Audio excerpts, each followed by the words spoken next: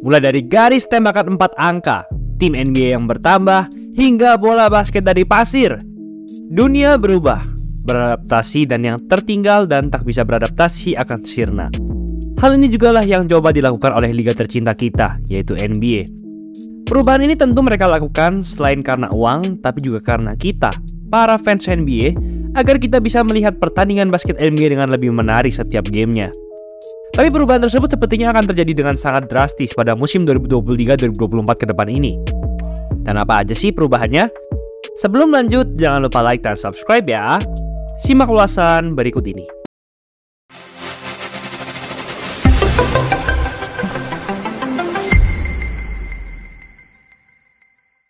Penghargaan.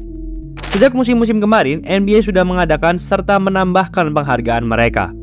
Seperti piala-piala penghargaan yang diubah namanya menjadi nama pemain legenda yang melekat dengan penghargaan itu, misalnya Michael Jordan MVP Trophy.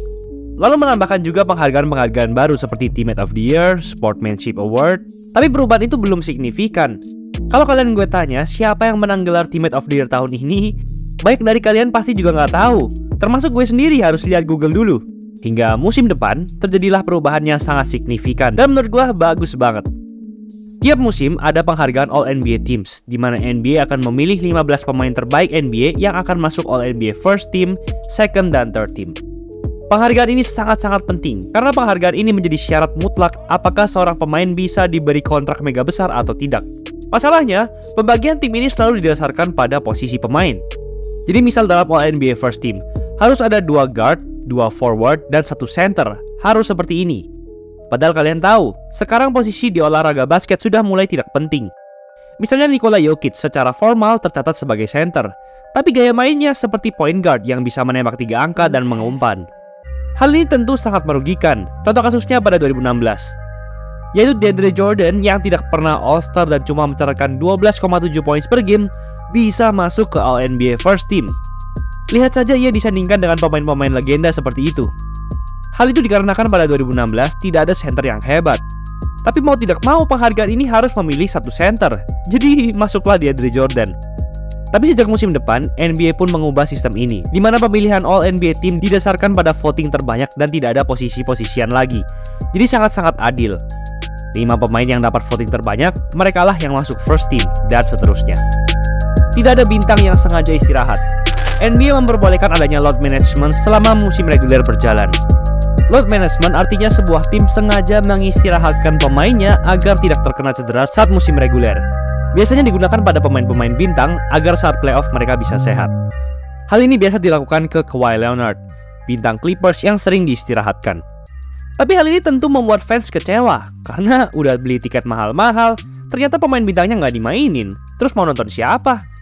Untuk mengatasi hal ini, NBA pun membuat syarat bahwa bila seorang pemain ingin memenangkan penghargaan MVP atau masuk All NBA Teams, pemain tersebut harus main minimal 65 pertandingan di regular season. Dan di setiap pertandingan harus main minimal 20 menit. Jadi diharapkan hal ini akan memacu para bintang untuk bermain dan tidak istirahat demi mendapatkan penghargaan. East lawan West lagi di All-Star. All-Star Game 2024 akan diadakan di Indiana, Amerika. Hal itu adalah yang pertama setelah 39 tahun. Namun format dari pertandingan All-Star 2024 akan berubah.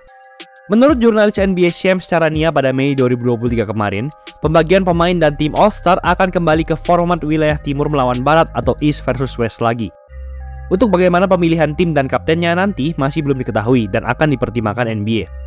Hal ini berubah dari beberapa tahun terakhir, di mana 2 pemain dengan voting terbanyak dari masing-masing wilayah akan menjadi kapten dan memilih 11 pemain lain untuk masuk ke timnya dengan sistem draft. Perubahan ini sangat diperlukan karena pertandingan All-Star selalu menjadi pertandingan yang tidak seru, meski diisi oleh para pemain bintang-bintang NBA, karena mereka takut terkena cedera. Mereka juga tidak mendapatkan hadiah yang sebanding kalau menang. NBA Cup atau In-Season Tournament. Sesuai artinya, yaitu turnamen dalam musim, artinya saat awal musim reguler nanti dimulai, maka akan berbentuk turnamen, atau nama lainnya NBA Cup. Penjelasannya agak rumit, tapi gue akan coba jelasin sesimpel mungkin. Jadi di awal musim reguler nanti, tepatnya dari tanggal 3 November 2023 sampai 9 Desember 2023, NBA tetap akan membagi tim wilayah barat menjadi 15 tim dan tim wilayah timur 15 tim juga. Tapi dari 15 tim di masing-masing wilayah itu akan dibagi lagi menjadi 3 grup masing-masing wilayah. Jadi 3 grup wilayah timur dan 3 grup wilayah barat. Pembagian ini nggak acak, tapi disesuaikan dengan rekor menang kalah dari masing-masing tim di musim reguler sebelumnya. Jadi di satu grup sudah pasti ada tim yang hebat, tapi pasti juga ada tim yang cupu. Totalnya satu tim akan bermain 4 kali melawan tim-tim lain di grup yang sama. Semua tim akan berebut mendapatkan kemenangan terbanyak agar bisa menjadi juara grup. Rekor menang kalah yang didapat masing-masing tim ini juga akan dimasukkan ke rekor menang kalah saat musim reguler dimulai, tepat setelah NBA Cup berakhir. Nah, tim dengan kemenangan terbanyak atau peringkat 1 dari masing-masing grup ini, jadi totalnya ada 6 tim, otomatis langsung masuk ke ronde selanjutnya, yaitu ronde knockout atau mirip playoff NBA. Nah, tapi untuk ronde knockout ini akan butuh 8 tim. Jadi ada 2 tim yang tersisa. Maka satu tim dari masing-masing wilayah dengan kemenangan terbanyak yang akan masuk, meskipun mereka tidak menjadi juara di grupnya. Dan di fase knockout akan berlaku sistem gugur. Jadi kalau kalah, maka langsung akan tereliminasi dan yang menang langsung lanjut ke ronde berikutnya. Beda dengan playoff NBA biasanya di mana tim harus menang 4 kali baru akan lanjut ke ronde selanjutnya. Jadi ini mirip dengan Piala Dunia sepak bola. Tim yang jadi juara NBA Cup, setiap pemainnya akan mendapatkan $500.000, sekitar 7,6 miliar rupiah. Jadi nantinya akan ada 2 juara dalam satu musim NBA, yaitu juara NBA Cup dan juara NBA yang seperti biasanya. Hal ini sebenarnya sudah dilakukan oleh Liga Profesional Indonesia, yaitu IBL Cup. Tapi bedanya IBL Cup terpisah dari musim reguler IBL biasanya. Jadi kemenangan yang diperoleh di IBL Cup tidak tercatat saat musim reguler IBL. Dan ketika IBL Cup selesai tidak langsung nyambung ke musim reguler IBL, beda dengan NBA Cup. Dan mungkin uang 7,6 miliar rupiah bukanlah uang yang banyak bagi bintang-bintang seperti LeBron James yang mendapatkan 751 miliar rupiah per tahun. Tapi bagi pemain-pemain yang jarang dimainkan atau para rookie, ini adalah uang yang banyak. Dan menurut gue, ini hal yang tentunya bagus buat kita para fans, karena awal musim pun pasti bakal seru. NBA juga mengalami masalah yang sudah berjalan bertahun-tahun, yaitu fans malas menonton musim reguler. Cuma mau nonton waktu playoff karena penentuan juaranya di fase itu. Tapi ya, juara dari NBA Cup ini mungkin gak akan diingat dalam tanda kutip, karena tentu tetap fokusnya adalah juara asli NBA di akhir musim nanti. Jumlah pertandingan semusim. Musim-musim lalu, semua tim bermain sama rata saat musim reguler, yaitu 82 pertandingan. Tapi musim depan akan berbeda.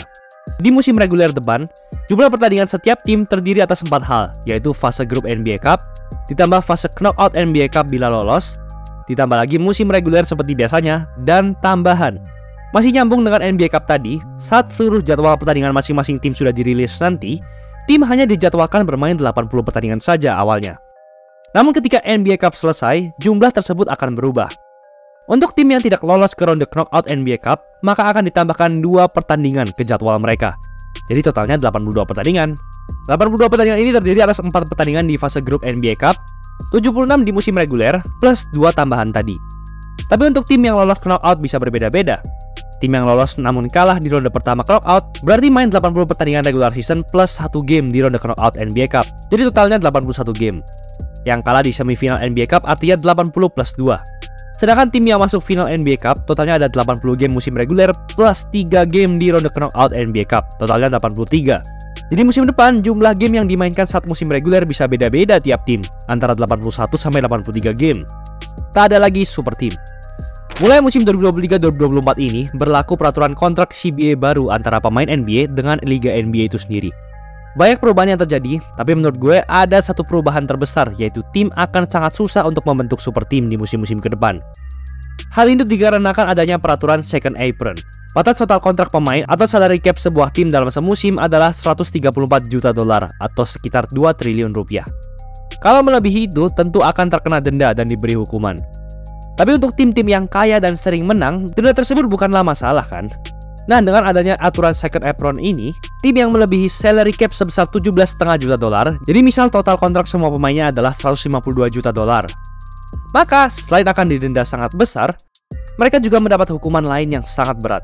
Hukuman terberat adalah tim tersebut tidak bisa menukar atau men-trade calon pemain yang akan didapat melalui draft atau draft pick mereka pada 7 tahun ke depan. Contoh kasusnya, kalian ingat kan trade Kevin Durant dari Brooklyn Nets kemarin ke Phoenix Suns? Kalau peraturan second apron ini sudah berlaku saat itu, trade ini tidak bisa dilakukan. Karena salah satu paket trade yang diberikan Suns ke Nets adalah 2 pemain pick pada 2029. Hal itu kan artinya 7 tahun ke depan dari waktu trade itu terjadi pada Februari 2023 kemarin. Ingat, pick draft 2023 juga dihitung. Tak hanya itu, tapi tim yang melebihi second apron ini tak bisa masuk ke pasar pemain buyout. Padahal pasar pemain buyout adalah gudang pemain yang hebat tapi underrated. Contoh kasusnya, Clippers tak akan bisa mendapatkan Westbrook kemarin kalau peraturan ini sudah berlaku. Mungkin bukan gak ada sama sekali super team, tapi bakal super duper susah dan butuh kepintaran ekstra untuk membuat super team ke depannya. Sebenarnya masih ada beberapa perubahan yang belum dikonfirmasi NBA, tapi menurut gue nggak lama lagi akan diberlakukan. Seperti garis 4 angka. Fasilitas latihan tim-tim NBA sudah menambahkan garis 4 angka untuk para pemain berlatih. Lalu Liga Profesional 3-on-3 yaitu Big 3 juga sudah menambahkannya, tapi dalam bentuk titik, bukan garis. Lalu ada bola basket yang berasal dari pasir dan dicetak menggunakan teknologi 3D printing yang katanya nggak bisa rusak dan tidak memakai udara. Wow! Penjelasan lengkapnya sudah gue bikin di video ini. Ada juga rumor tim NBA yang akan ditambah di kota Las Vegas dan Seattle. Namun ini masih rumor, jadi gue nggak bisa bahas lebih dalam. Itulah ulasan mengenai episode kali ini. Buat kalian yang mau bikin jersey tim, langsung aja cek Easy Sportswear. Gratis konsultasi desain dengan Illustrator berkelas. Diproduksi dengan detail yang sangat tinggi. Lengkap pakai 2 mesin press yang berbeda. Satu style cuma 150.000. Warna dan bahan dijamin yang terbaik. Nih buktinya. Nah, jadi udah terbukti kan kualitasnya. No tipu-tipu. Langsung aja cek Easy Sportswear. Jangan lupa like, comment, dan subscribe agar channel ini bisa berkembang dan menghasilkan video menarik lainnya. Thanks for watching, I'll see you in the next video.